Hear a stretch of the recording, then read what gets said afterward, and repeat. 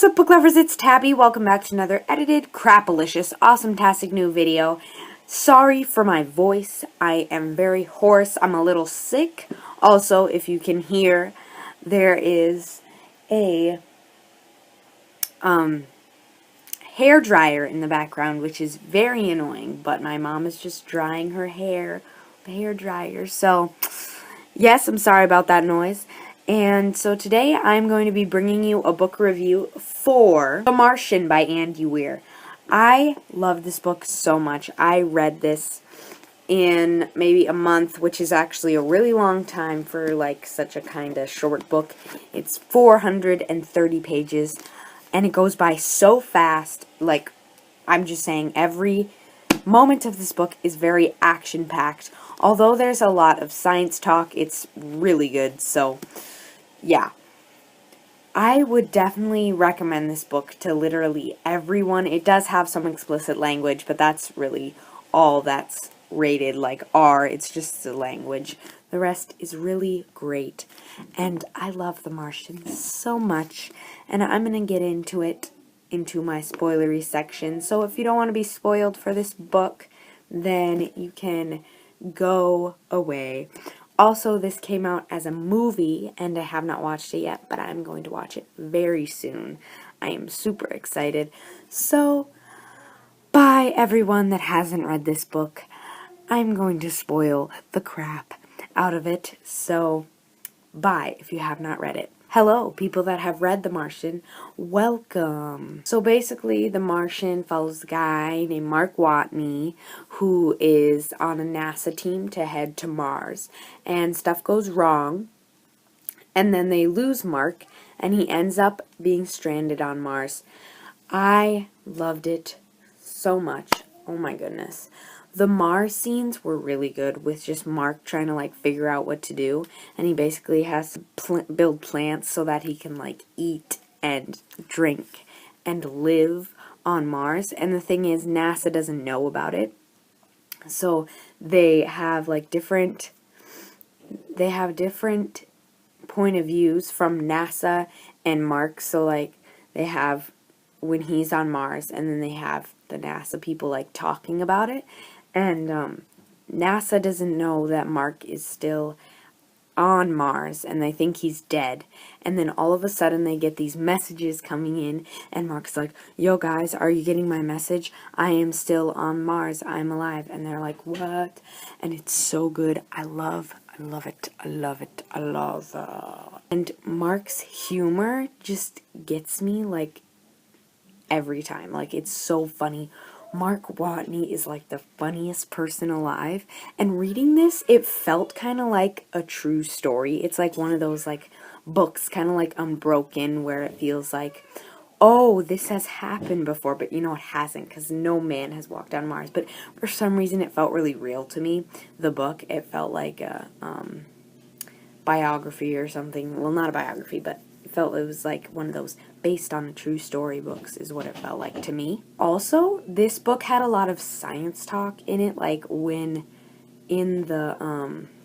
you have Mark alone in space or at Mars, he's all science talky because that's what he needs to be, because he's like figuring out how to get out of Mars and figuring out things. So it's like a lot of big words that I didn't understand, but you will understand the book. Like, it honestly, those words passed me by, and the rest just like filled in for not knowing words.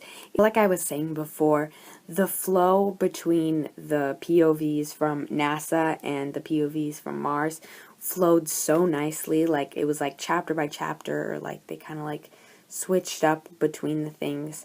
POVs, it was like NASA talking and then Mark, and it was like really good, and it just flowed super nicely, and that was one of my favorite parts about the book. At first I thought it was just going to be Mark talking like at Mars the whole entire time, which would have got a little tiny bit boring. It probably would have been hilarious, but still, I'm really glad they had NASA's point of view too, because it just added so much more. It was super great.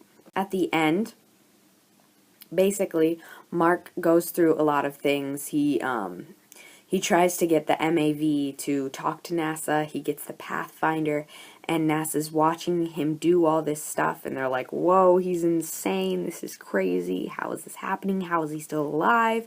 He lives for like, I think, 400 days or like a year on Mars, which is crazy because he's the only one there and he built all his food himself. But anyway, they watch him do all this stuff, and then eventually NASA brings Hermes, which is a ship or a spaceship, to go up there and to save Mark from Mars. And basically, at the end, they save him, and the last page is like, if a hiker gets lost in the mountains, people will coordinate a search. If a train crashes, people will line up to give blood. If an earthquake levels a city, people all over the world will send emergency supplies. This is so fundamentally human that it's found in every culture without expectation. Yes, there are buttholes who just don't care, but they're massively outnumbered by the people who do. And because of that, I had billions of people on my side. Pretty cool, eh? Anyway, my ribs hurt. My vision is still blurry from acceleration sickness. I'm really hungry. It'll be another 211 days before I'm back on Earth, and apparently I smell like skunk that took a poop on some sweat socks. This is the happiest day of my life. So basically, he's on the ship heading home, which is great. But I really wish I could have had some more closure, have him like landing home with the spaceship and like having his parents or his relatives like see him. I thought that would be really cool. But instead they just ended it right there, which was fine. I just really wish they would have had more closure. I feel like that would have been great. I just really want to know what happened, to be honest. And like what the rest of Mark's life was like, because I love the character and Mark is so funny and he's just a really great guy. And I wish I could have more. But this is obviously a standalone book because I don't know what else they would write about him, but I would love more. Mark Watney, Andy Weir, the person who wrote this book, is a genius and he is a great writer.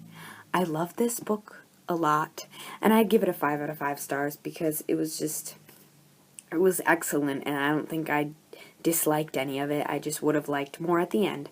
So yeah, thank you guys for watching. Take care. Don't be a hater. See you later, guys. Bye.